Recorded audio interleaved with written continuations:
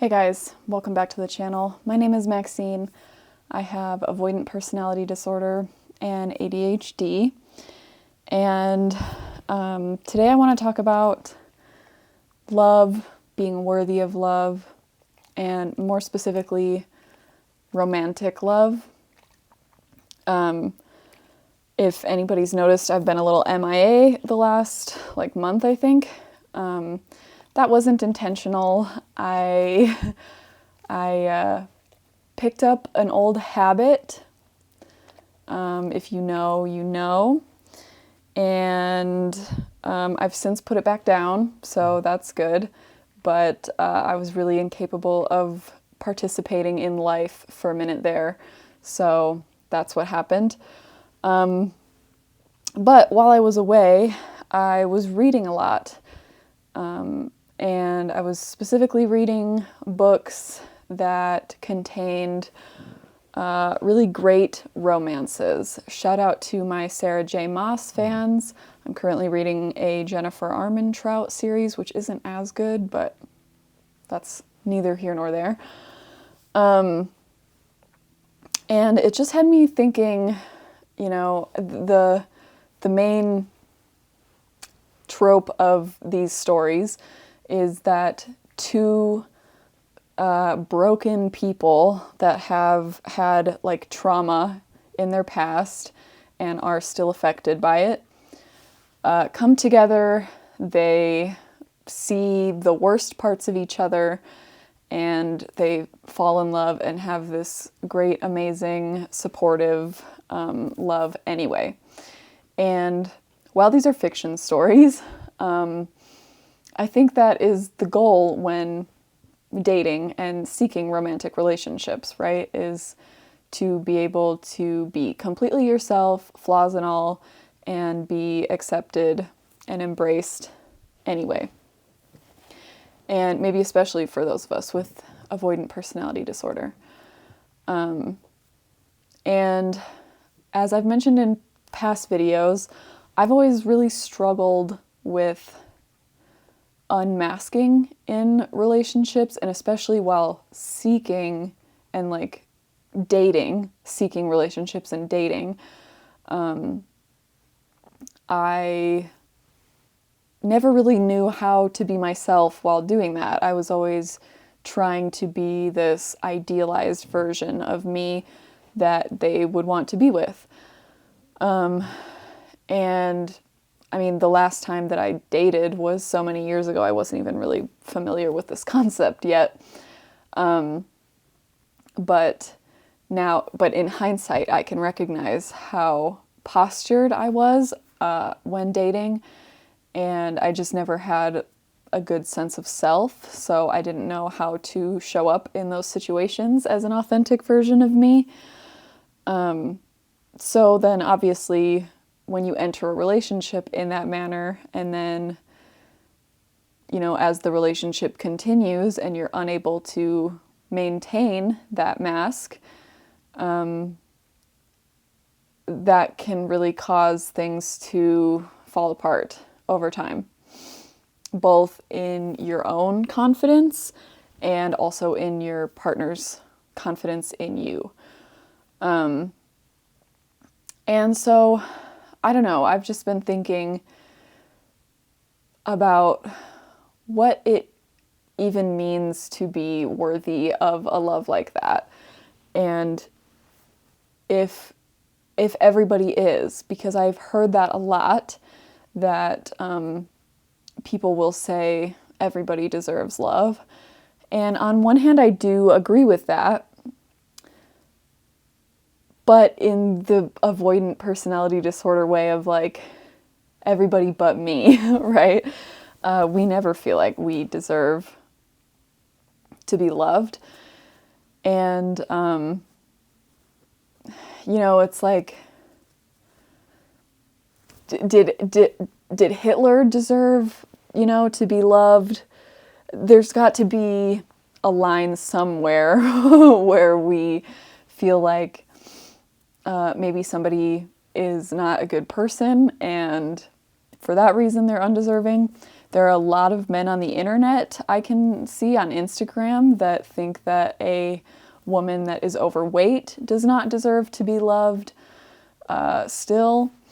And so, I don't know.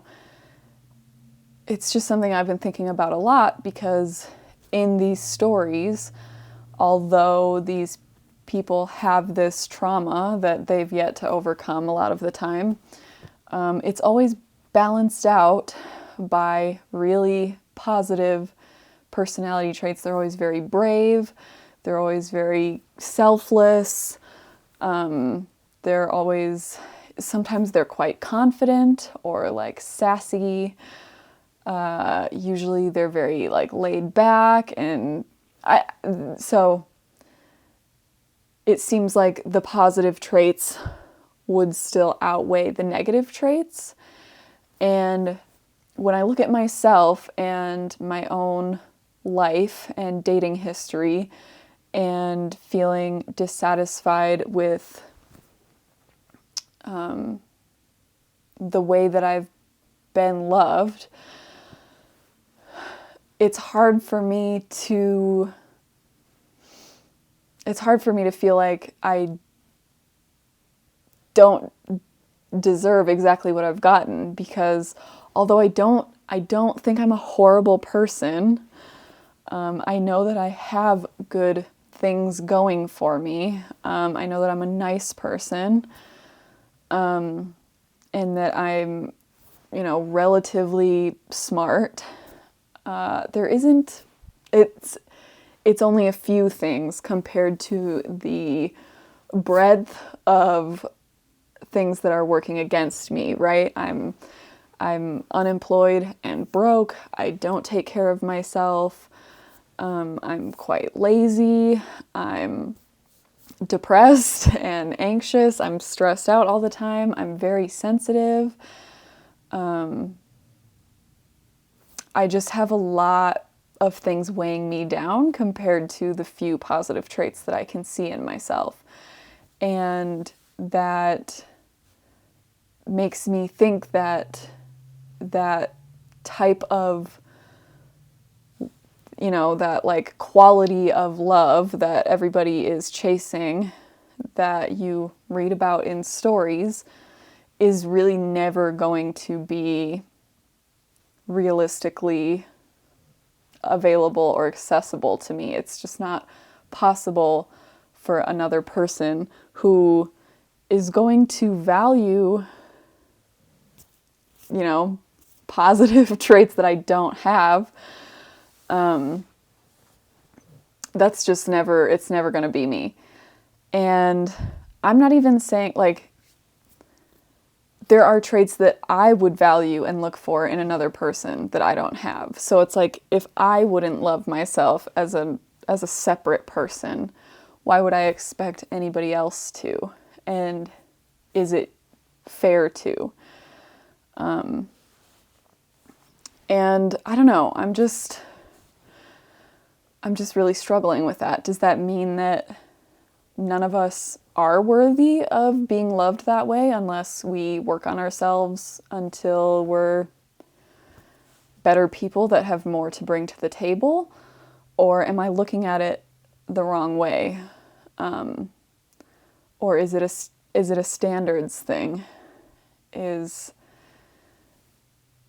I don't know. I just can't figure out how I feel about this. So, I don't know. This is my third day trying to film this, and the problem is that this isn't a conclusive sort of video. I don't actually know what I'm not trying to say anything about this. I'm posing questions that I am like very currently grappling with in real time. I don't think I'm a bad person, but I think there are a lot of bad things about me, and it makes me wonder if the way that I've been treated in relationships over the course of my life is a result of me being who I am with all of these like fatal flaws. Or if somebody as broken as me should just be alone until they are less broken. But it's interesting because I don't know how I would feel if one of my friends who feels probably the same way about themselves as I feel about me were to come to me with this same question or this same idea. Because I think it's easier to see the positive qualities in other people than it is to see the positive qualities in yourself. And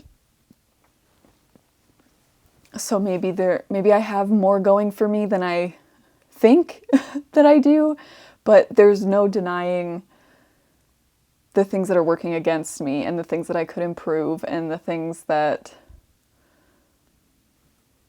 are not good about me. But maybe also there's somebody out there for everybody, and it's all about aligning the positive traits that you prioritize and that, you know, your potential partner would prioritize. And maybe it's just the fact that I've always entered into relationships kind of under false pretenses, not intentionally, but just, you know, subconsciously by trying to act better than I am.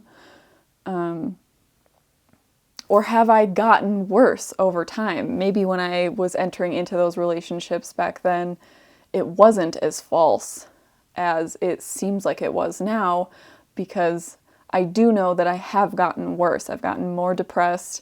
I take worse care of myself. And I'm struggling more and more as time goes on. So I don't know. This is just, like I said, I don't have a point to make.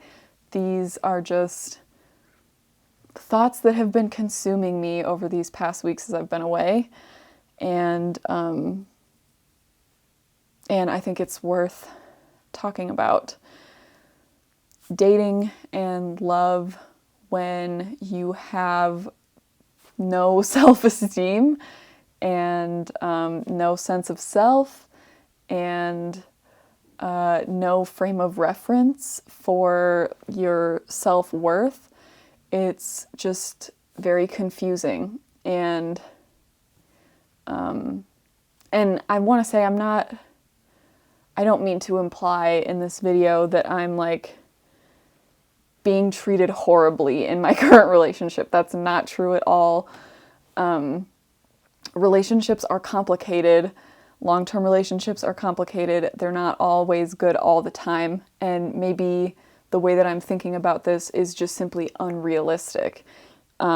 Maybe comparing myself to, or my situation to these fictional stories is kind of where I'm going wrong in the first place. But I think it's common for us to want to be able to show up exactly as we are in a relationship, even if we're struggling, and feel like we're still good enough for our partner. And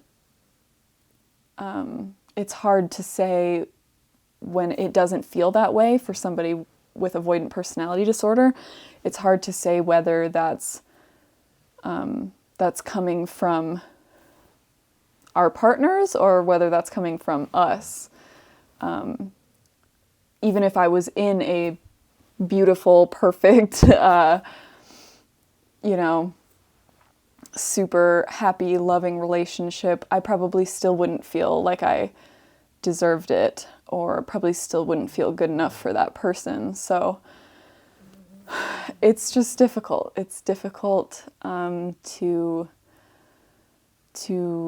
know how to love another person and be loved by another person when the simple fact is that you don't love yourself. So, coming off of Valentine's Day and my weeks of reading, this is what I've been thinking about. And these are the questions that I'm asking myself. And I wish I had an answer. I don't. But I'd like for us to talk about this. Let me know, anybody who has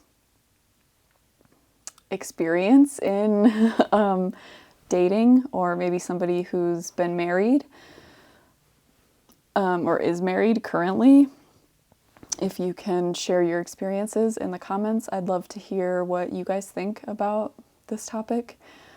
Or if, I'm sure we've all thought about this at some point or another. So anyway, it's good to be back. Thank you guys so much for watching, and I will see you in the next one. Goodbye.